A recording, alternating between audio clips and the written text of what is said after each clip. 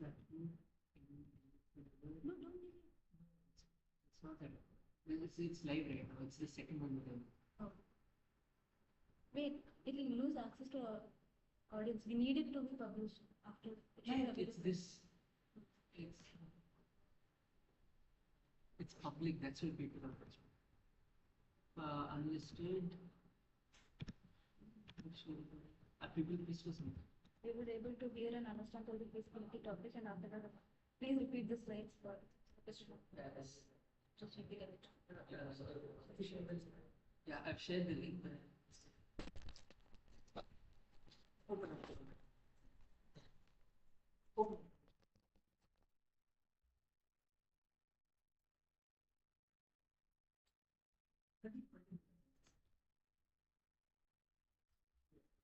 Yeah.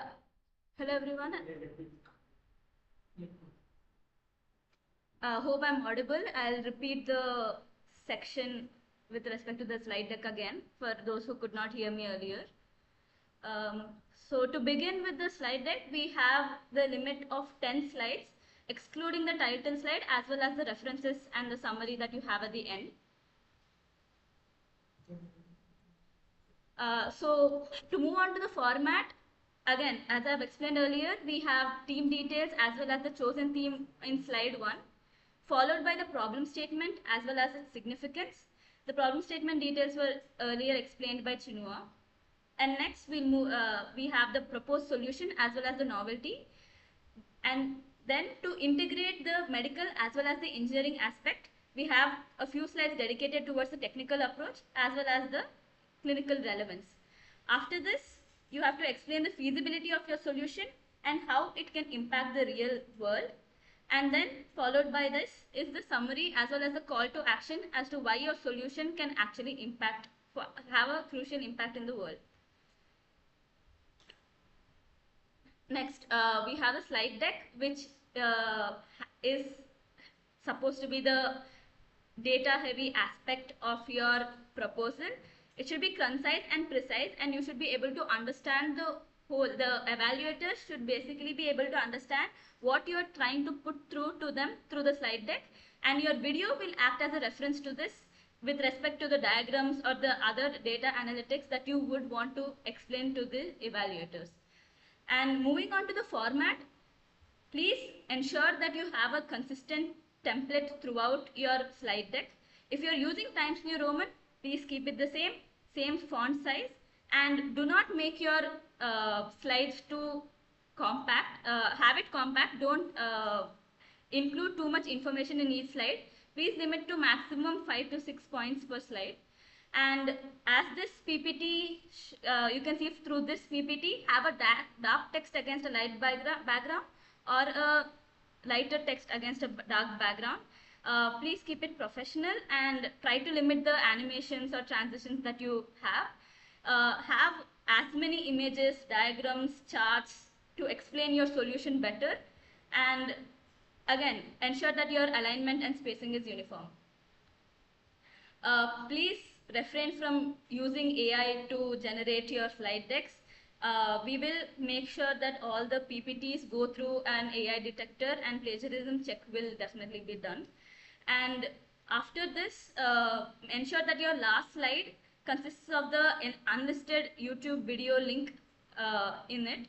And as I mentioned earlier, please ensure that you have diagrams and charts explaining your solution to as much detail as possible.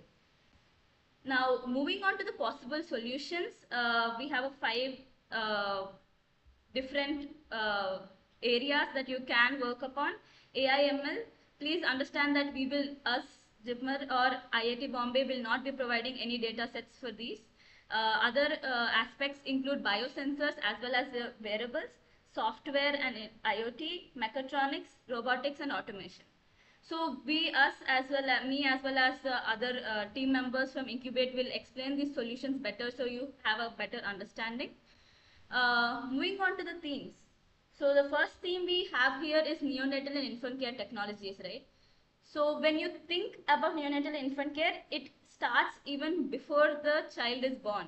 So from the state of pregnancy to birth, followed by the neonatal first 7 days and up to the age of 1 year. So if you talk about pregnancy, what would you want to look at? The congenital disease screening as well as early diagnosis, and any parental engagement through and follow up from the time of pregnancy to birth and postpartum as well. And next, if we go to the neonatal aspect, as soon as they're born, you have to ensure that the thermoregulation is done and there is hypothermia prevention. Respiratory support has to be provided. And the first 2 days, up to 7 days, are very crucial to detect jaundice. And other intensive care processes such as NICU monitoring as well as sepsis screening. These are important aspects that our evaluators are looking at, our mentors, when you are going forward for a solution. And next, when breastfeeding begins, right? Any nutritional aspects that you would want to work upon, KMC as in kangaroo mother care or breastfeeding, followed by any neurodevelopmental delays that you want to look at. So there are so many aspects that you can work upon in each themes. Again, like Chinua has mentioned earlier, these are just focus areas. You are more than welcome to go beyond these and come up with your own problem statements as well as solutions. So moving on to the solutions, right? Like I've explained earlier, you can have hardware or software. Here, for example, we have a wearable soft sock for detecting monitoring the SpO2 levels instead of the finger clips that are wired finger clips that are usually used. So these can be more infant friendly. Followed by we have a diapers on the right hand side which change color based on any urinary tract infections that may be present, and there's an app along with it which provides the code for understanding the same. So these are some topics, and if you have to go towards the software aspect, on the left hand side you are able to see a neonatal resuscitation simulator which has the instruments as well as the process for doctors and junior residents to be able to perform this better, and interns to understand how resuscitation even works. And on the right hand side, KMC guide, right, kangaroo mother care guide for the patients, the mothers as well as their family members, on how kangaroo mother care can be performed, how the skin to skin monitoring, the timings for this, recommended timings. It's just a guide for them to understand it better. So as I mentioned earlier, these 5 possible solutions that I've said can be projected in any theme in the aspects that I've mentioned. I'll now pass this on to Dinesh.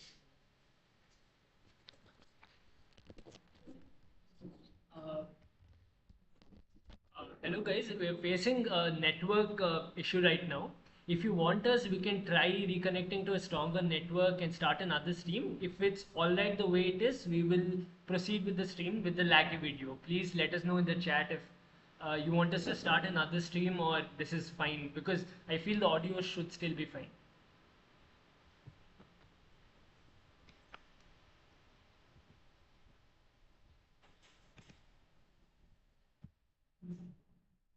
What are they saying? Proceed, no? Okay, now didn't. Okay, to be very clear, these are just. Please do not restrict yourself or feel that these points that were mentioned is something that will help you get to the finals better. These are completely. These are not by the evaluators. These are by the mentors, and the mentors will not be evaluating your papers. These are just some ideas saying that there is a lot that you can do from within these themes. So that is why we have put forth this. So just to be very clear, now I hand it over to Dinesh Karthik to continue.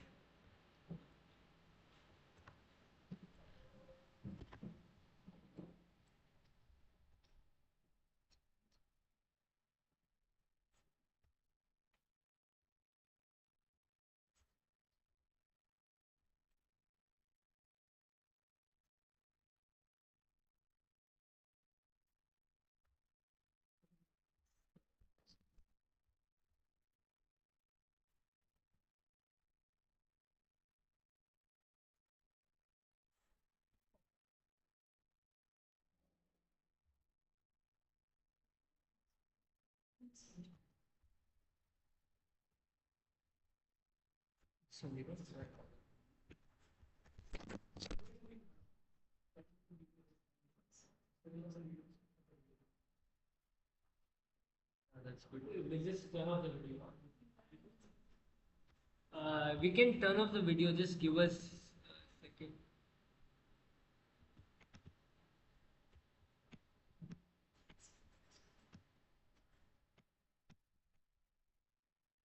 What?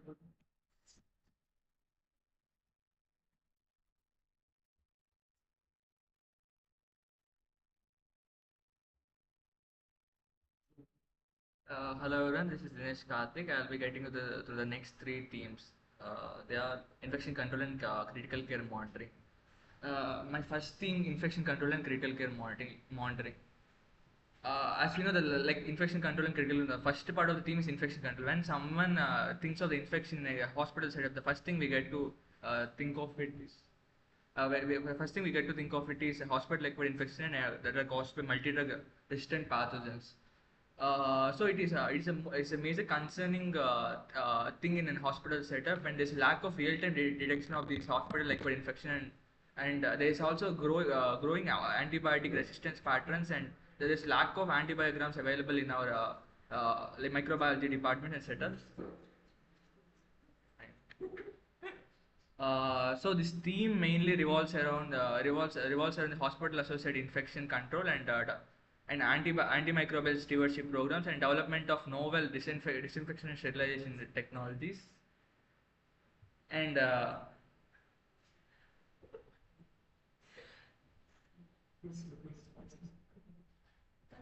and developing the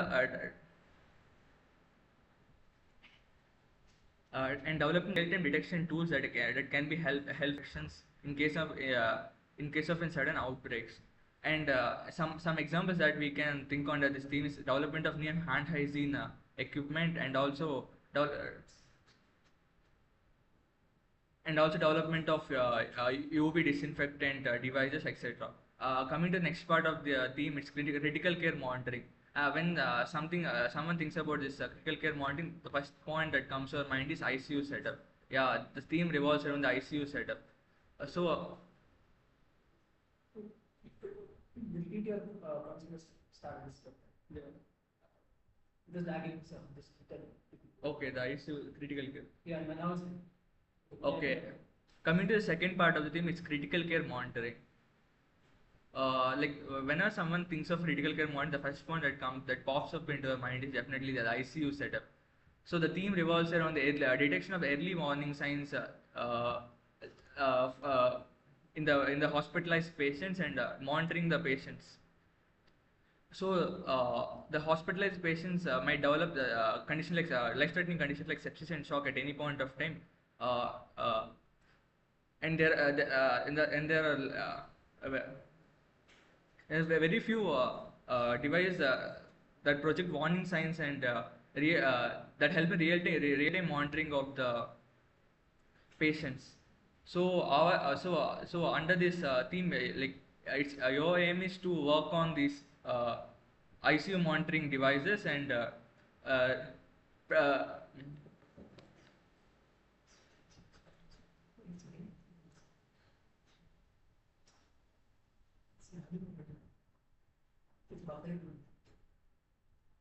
let me know if it's buffering in the comment section.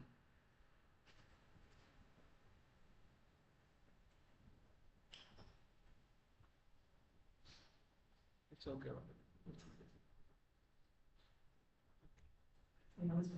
Okay, I'll be kind. So under this part of the critical care monitoring, we'll be discussing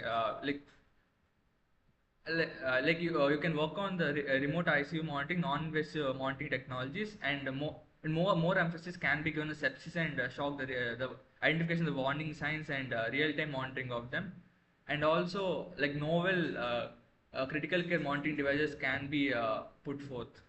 Moving on to the next theme, integrated disease surveillance and outbreak detection.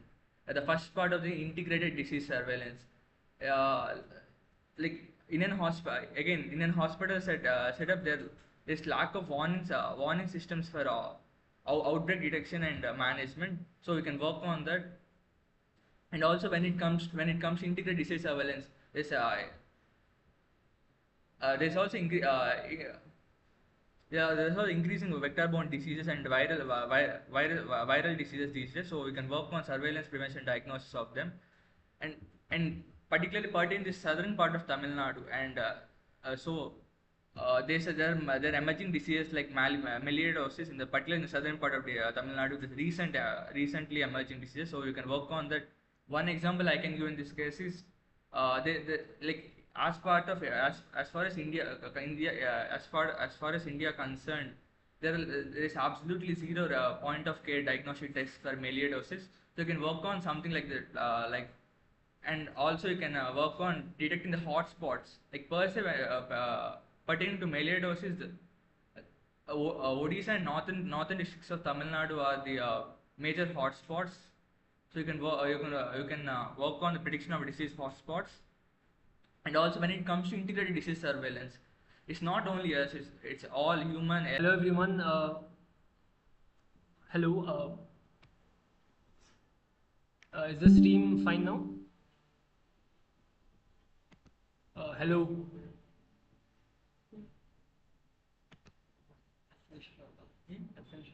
Yeah, yeah.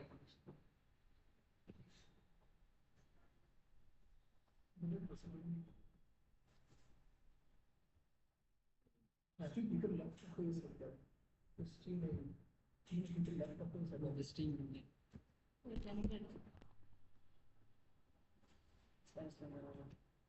Who's interacting with events? Oh, what is this?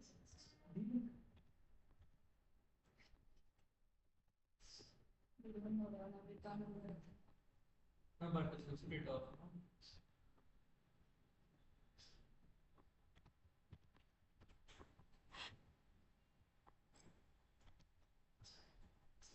And they're very fighting with it.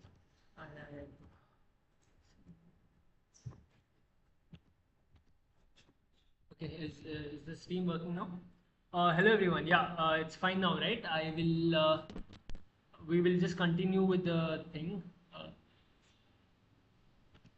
Do you want us to go through integrated disease surveillance and outbreak detection in the previous theme again, or shall we continue with the next theme? Am I audible?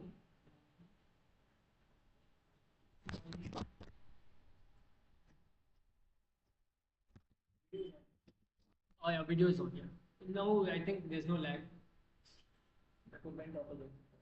Okay, I'll continue. Continue with next. Yeah, next. Next, huh? Okay. Okay, so just to touch upon this theme, there are three important points in this. If you look at integrated disease surveillance and outbreak detection, you have one area that focuses on outbreak detection, which is very key given the COVID pandemic and the emergent pathogens around here. If you look at integrated disease surveillance, you have to look at point of care diagnosis. And our faculty are looking at point of care diagnosis of melioidosis more specifically. So if you have any ideas around that, more than welcome. And third point is vector-borne diseases. When you look at outbreaks, they're mainly caused by two kinds of pathogens. You have viruses and you have vector-borne diseases. When it comes to vector-borne diseases, you're looking at surveillance, prevention, and diagnosis. And many of these vector-borne diseases are very prevalent in India. So you can look at these points as well. Now moving on to the next theme, you're looking at smart screening and diagnosis of ocular diseases. Note, we have added diagnosis as well to the theme. Now we are looking at three major causes of preventable causes of blindness in India, that is refractory errors, cataract and glaucoma. These are very research topics. There is a lot of innovation in ophthalmology. There's a lot of innovation when it pertains to these three topics. So you could focus on these, but you're more than welcome to look at other diseases that are less explored. And when it comes to glaucoma, cataract and refractory errors, please look at low cost devices that can be used for mass screening in India. Because in India, the devices that we have might not be economical to be used for a larger scale. So you can look at these three topics. Now, Shashank will take over and explain the next.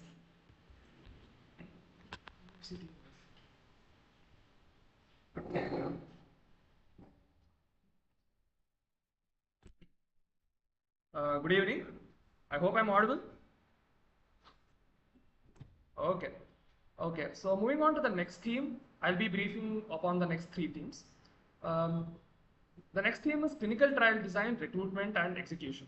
So when it comes to clinical trials, everybody knows that it's quite a tedious process. Like whenever you are starting with research or something, it'll usually take a long time for us to come up with a particular protocol, work on the protocol, collect data, analyze that data, and come up with our particular thesis eventually. This can also be expanded to drug development in the same case. Drug development for a normal drug in the United States, it usually takes up to 15 to 20 years. Right. So it's quite a tedious process. There's a lot of paperwork involved. You have to get approval from several organizations and bodies all through the way. Leaving the technical aspect of it apart, we are looking for innovations in four main topics under this particular theme. The first is patient recruitment and retention challenges. The second is real-time data collection and monitoring. The third is compliance and protocol adherence. And the fourth is data management and quality control. I shall move on to the next theme. The next theme is smart surgery and safer operating theaters. Now, this is quite a broad-ended theme. So I have tried to cover as many examples as possible, which could be done from my side. So when it comes to surgery and safer operating theaters, we are looking for innovations in each and every instrument or device or any entity which you can use in the operating theater as such. For example, you can come up with innovations, better instruments which can be used in operation theaters, better anesthesia monitoring and crisis management in the OT, innovations to strengthen sterility and infection control in the OR, real-time intraoperative malignancy diagnostics for cancer cases, etc. And also integrated communication tools for seamless OR team coordination. Moving on to the next theme. The next theme is monitoring and management of hypertensive disorders in pregnancy. Now, hypertensive disorders comprise a huge group of diseases for which pregnant ladies usually come for a checkup and care in hospitals. Hypertension pregnancy is a major risk factor which poses severe threats both to the mother and her fetus. So areas where we are looking for innovation in this particular theme is for early detection and diagnosis of hypertension, ambulatory monitoring of pregnant females throughout the 9 months of pregnancy if possible, low-cost innovations for management of hypertension in pregnancy, better tools for patient education and self-management, point-of-care diagnosis for preeclampsia. Preeclampsia is one such disorder which arises due to hypertension in pregnant females, and also improved protocols for management of hypertension in pregnancy. So these are a couple of areas which require innovations to be made as such. Okay, so that brings me to the end of my themes. Shahid will take over. Thank you.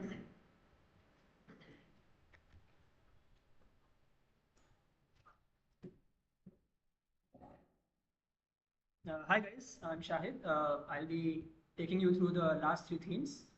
So first up, we have integrated systems for pharmacovigilance and patient safety in cancer treatment and toxicity management. So cancer, as we know, is one of the leading causes of non-communicable disease and death in the world. And the treatment of cancer typically involves four main things. It's chemotherapy, which is the use of drugs, radiation therapy, immunotherapy, and surgery. So what we are looking for in this theme is developing either systems or devices which can monitor in real time the adverse effects that arise from these drugs and from radiation, etc. Because these drugs are known to cause many adverse effects, which can include acute effects such as loss of hair, nausea, vomiting, chronic effects such as hepatitis, kidney damage, etc. So it's very important for us to monitor this so that the long-term health of the patient is not affected and his quality of life is improved. So apart from the devices, we are also looking, you can also focus on predictive models for patient-specific side effect risks, because as we know, each patient's genome is different and he will have a slightly different reaction to the same drug. So if you're able to maybe develop some sort of algorithm or some sort of AI which can actually predict how a patient will respond to the particular modality of treatment being used for the cancer, it may prove to be very beneficial for health across the world. Also, the management of long-term sequelae and survivorship care. After a patient actually survives cancer, the long-term sequelae of the treatment itself should not hamper their remaining life. And it's very important to know that in this we are looking for everything to do with cancer treatment and not with cancer itself. So please we won't be accepting projects focusing on the diagnosis of cancer or the various other aspects of cancer, but try to focus on the cancer treatment itself and managing the different adverse effects of these cancers. Moving on to the next theme, we have low-cost innovation for cardiopulmonary resuscitation, CPR. In this, we have two major aspects. First is training and second is real life. So in training, as we know in medical schools, we have these mannequins in which CPR is practiced, through which you can actually learn how to perform proper CPR and get the certification as well. But right now what we see is these mannequins are very high cost and low fidelity. And what we are looking for is low cost and high fidelity CPR training mannequins so that they can be used all over the country, including in low resource areas, in rural areas as well, so that the staff there are also properly trained to perform CPR. Apart from this, in real life, there are various case scenarios. Any type of emergency that occurs, CPR is the first thing that is generally performed. So an example is given here. Real-time feedback systems can be developed which will monitor our compressions if you're doing them properly, the depth, the rate, the recoil, or even mobile applications for guiding us through the CPR and developing devices for age-specific CPR because depending on the age, the CPR has to be performed slightly differently. You can, in this theme, expand to anything that comes under BLS, basic life support as well. So, but try to focus on CPR and you will be good to go. So next we have targeted innovation for structural heart diseases, screening, diagnosis and follow-up. So structural heart diseases mainly are of these types. First we have congenital heart diseases, which can either be, you're born with it, or they can also be adult onset as well. Then you have valvular disorders, and thirdly you have cardiomyopathies. Now the problem with these disorders is that they are usually clinically silent and they are only detected when the disease has set in and the patient has already suffered a lot of morbidity. And so even if they're detected at that stage, the treatment is not effective enough. So if you're able to develop ways in which you can actually diagnose these conditions earlier, so that the patient can actually report to the hospital and get treatment for it in time, so that his long-term morbidity and mortality is reduced, that will be very beneficial.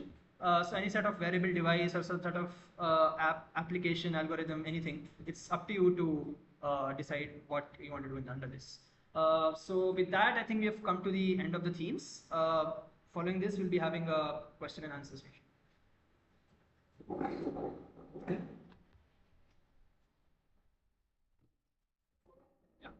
Hello everyone. Again, like I mentioned, these points that we mentioned is just to give you some idea. Please do not use this as a guide when it comes to deciding your topic. As long as it comes under the theme somehow, good to go, continue with your project. We would rather have very innovative ideas that might be borderline within the theme than average ideas that are sticking to the theme completely. But definitely, if you have some ideas that are well within the focus points, please go ahead and work on them. Now, if you have any questions there for us, we will be happy to answer them. And one query we've gotten from a few participants is that whether the problem, what does the problem statement mean?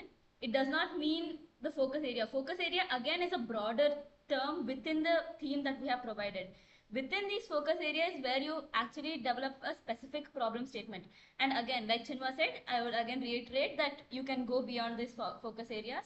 Now we are open to questions. Please send your questions or any queries you have in the chat box and we'll respond to them.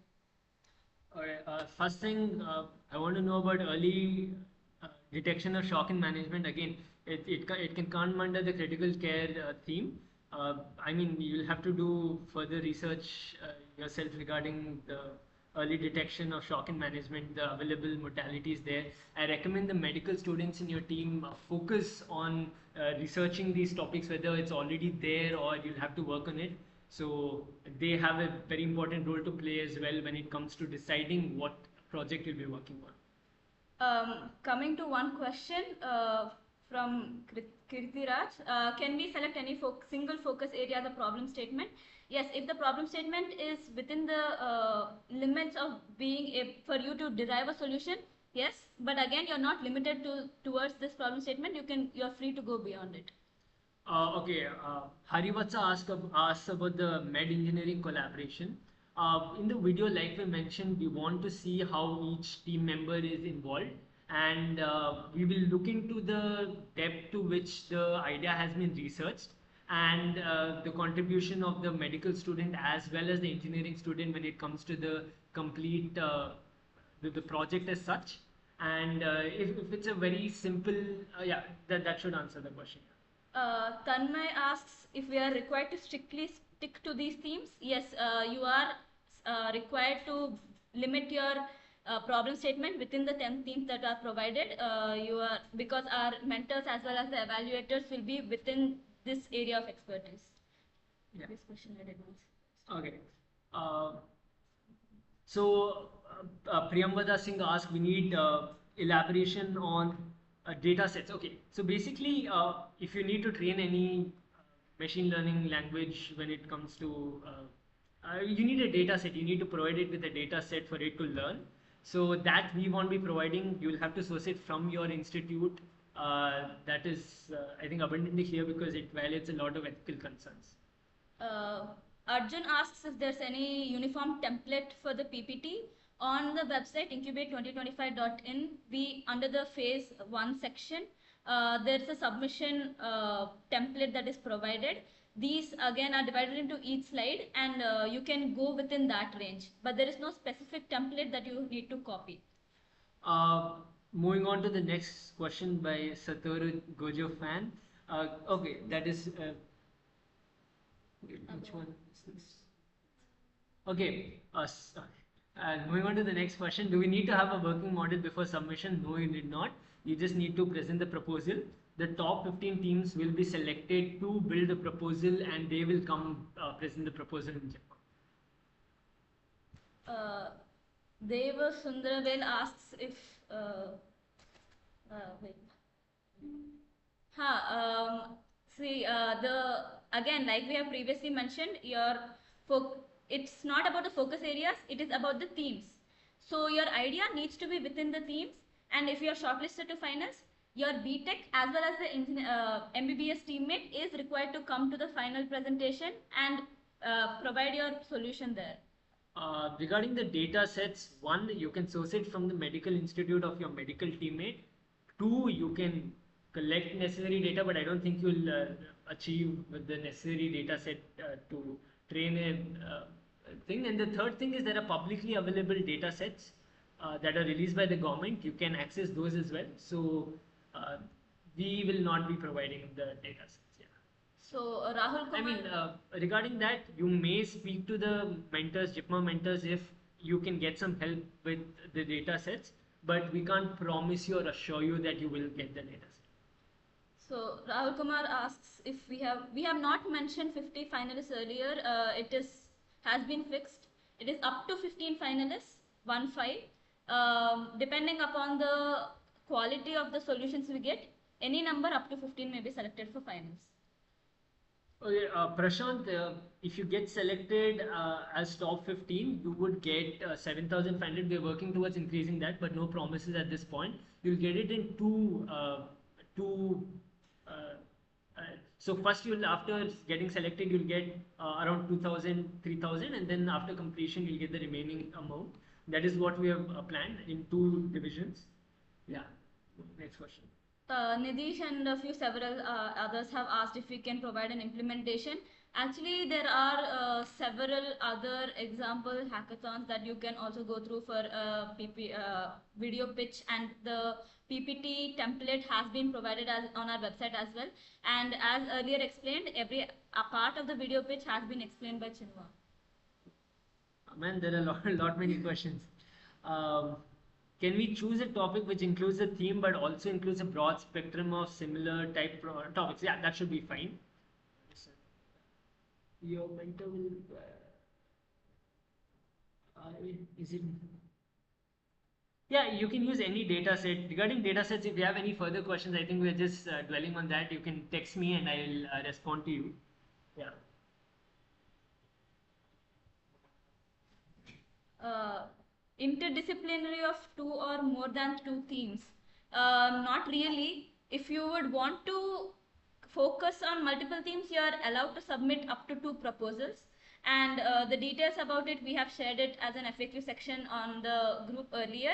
It will be 150 per person instead of the 250 that we had earlier, and it is only up to two proposals. And your second proposal must be from a different theme, and the chances of you getting shortlisted will not increase if you have submitting multiple proposals. Only one may get selected to finals. To just touch upon that, you can, if your problem statement involves multiple themes, yeah, go ahead, no issues with that. You put it under any one theme, but we don't have any issues, but it doesn't increase your chances of selection. Uh, now, the context of the video, I think it has been explained, and modification of an existing concept, yeah, that is allowed, but there should be enough for the evaluator to distinguish your model from the reference that you provided, and please provide it as a reference, the previous model. I think it's okay. Yeah, sure. Demonstrating a mock implementation is all right. And mock implementation in the video, that is perfectly fine. You can do that. And how far does the uniqueness of the proposal count? A lot. We have showed this earlier as well. We'll just show it again for those who are confused.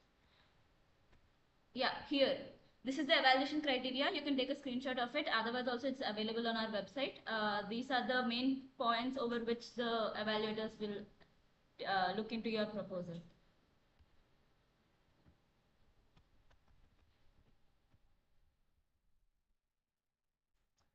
What part we have to do in the presentation as a BTech student, because the idea will be provided by your medical teammate is your question.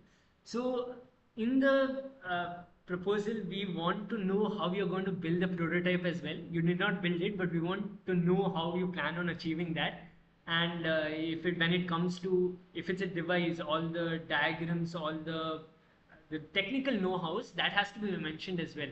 And I don't think a medical student will be able to contribute to that much. So both that aspect, the technical soundness of the idea as well as the clinical relevance of the idea, both of them, they have the most weightage. So that is where they come into play.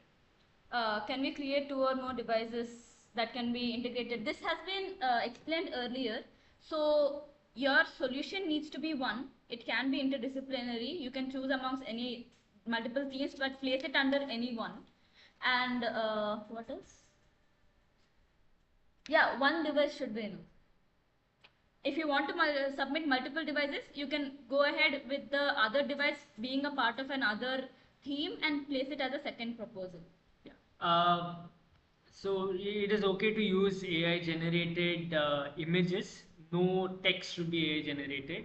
And it is okay if only 2 people out of 4 members present in the video, but I would recommend you introduce everyone in the video.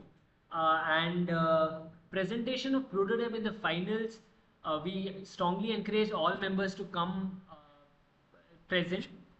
We will get back to that. Marking scheme has already been discussed. In case more than 2 teams have similar model as that, which is there any extra step to be taken for the evaluation? First, the primary focus will be on the PPT as well as your feasibility, the technical soundness, the evaluation criteria has been discussed earlier. Other than this, how deeply you have gone into the topic and actually be able to demonstrate that yes, this solution is possible and you can build a prototype which can be taken out into the real world. That is what the evaluators will be looking at. Any other questions? Yeah, tie-breaking criteria, it will be reevaluated. There is no tiebreaker as such. It will undergo another round of evaluation and the faculty together will take the decision. And just before Tarna moves on to the next question, this entire project is faculty controlled. We are just here to provide some clarity to you. The evaluation, the mentoring, the finals, it is all taken care by faculty and faculty mentors. So we are just here as student organizers to help you out with the process, to the registration process. If you have any doubts with regards to the thing, beyond that, it's all faculty controlled. So yeah. With respect to the expenses of the prototype, right? So it is not a variable amount provided for each team shortlisted to finals. We are providing a fixed amount as we have published a poster earlier. It's currently at 7,500 per finalist team. This funding can be utilized by the team in any purpose they find plausible. Yeah. This will be the last question probably. You don't have to mention the source of the, you don't have to talk about the data set in the prelims as well. You may mention what your plan is to train your AI model, but beyond that, you need not specify more than that. But it is recommended that you mention what your plan is when it comes to building the AI model. That will come under the technical soundness of the project. Okay, what about we create a device which is majorly based on one clinical aspect, but to provide more usage to the patient and to broaden the usage and sales, we can install a common clinical detector. I did not get this. Could you please rephrase your question and put it again? Are there any other questions? You could just drop them right now. We'll take questions for another 3 minutes and then we'll wrap the video up. The video will be available. I strongly recommend that you can look at the first 10 slides, but beyond that, when it comes to the themes, it's just to provide you with a brief understanding. So I'm very particular when it comes to that. We have shared a set of FAQs on the group. We will also send more FAQs as we go by, as we receive more queries from your side. Is this it? Our deadline for PPT submission is August 3rd. We will not be extending that, and the video pitch, it has to be only English because we have faculty from across states, and the language of teaching in JIPMER and IIT-Bombay is English, so we would want the video to be in English. And can we create and demonstrate the prototype in our submission video? Would that be fine? That is up to you, but you are not necessitated. There's no mandate that you have to submit the prototype. It is at this stage, it is only your problem statement and the proposed solution. Yeah. And you can source the data set from a medical institute after the prelims. We don't need the data set before the prelims. Yeah. You answer this estimate. Okay. Example and elucidation. Examples and elucidation, feasibility and impact. You take over. Just few questions I'll just quickly go through. We'll wrap it up. Your solution can come under many themes. That is perfectly all right. You can do that. And estimate, if you want to include a cost estimate, go ahead. If you feel that that will make the faculty believe that it's more feasible to conduct the prototype building exercise, then go ahead, mention the cost estimate, but it is not mandatory. Yes, okay. We have extended from 31st July to 3rd August, but we're sorry we can't extend beyond this point because the finalists will require at least 6 to 8 weeks for prototype building, and the results will also only be announced at August 15th. So we cannot extend it anymore. Okay, this is the last question from Priyamvada Singh, examples and elucidation of feasibility and impact. Now let me break this into feasibility first. If you come up with a prototype that we know that it won't be built in 6 to 8 weeks, or even a working model cannot be built in 6 to 8 weeks, or it is not feasible to use in a low resource setting like India, then the chances of you getting through are lesser. And second is impact. I think it's self-explanatory that if it's a low impact proposal or low impact idea, then the chances of selection are less. Okay, so Sanchita asks if our model can be a miniature of an already used technology because provided of only minimal cost for prototype building, yeah, sure, it can be a working model too. And it is just to make sure that if there's a preliminary prototype built, then it can give an estimate of how useful your final prototype could be. So yes, a working model or a proof of concept is all right too. Yeah, I think that brings us to the end of the submission deadline is August 3rd, and I think that brings us to the end of this session. Thank you so much, and if you have any queries, feel free to reach out to either Taruna or me.